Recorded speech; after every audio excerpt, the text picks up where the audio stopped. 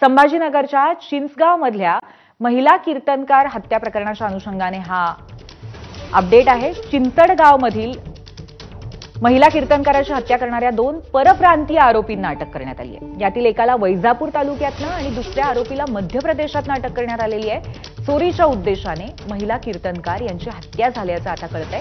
अत्यंत खळबळजनक अशा पद्धतीने महिला कीर्तनकाराचा मृतदेह सापडलेला होता।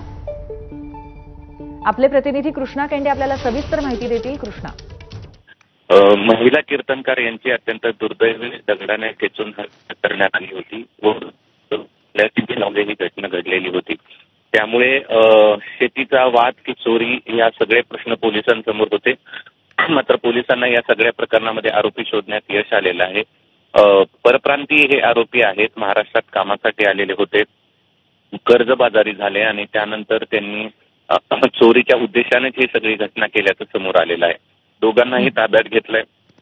या घटनेनंतर ते पळून जात होते। एकाला वैजापूरमधून तर एकाला मध्य प्रदेशमधून या ठिकाणी ताब्यात घेतलेलं आहे आणि त्यांच्याकडनं जी दानपेटी चोरलेली होती, शिवाय देवीच्या गळ्यातले जे दागिने चोरलेले होते ते सगळे देखील हस्तगत करण्यात पोलिसांना यश आलंय।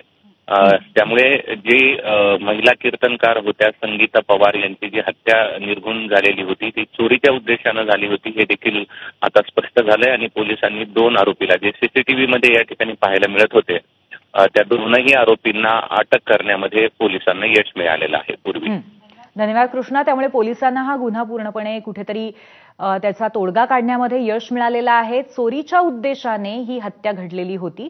चोरी करण्यात आलेले जे देवाचे दागिने होते आणि त्याचबरोबर दानपेटीतले जे पैसे होते ते सुद्धा परत मिळालेले आहेत आणि 2 परप्रांतीयांना या संदर्भात अटक करण्यात आली आहे।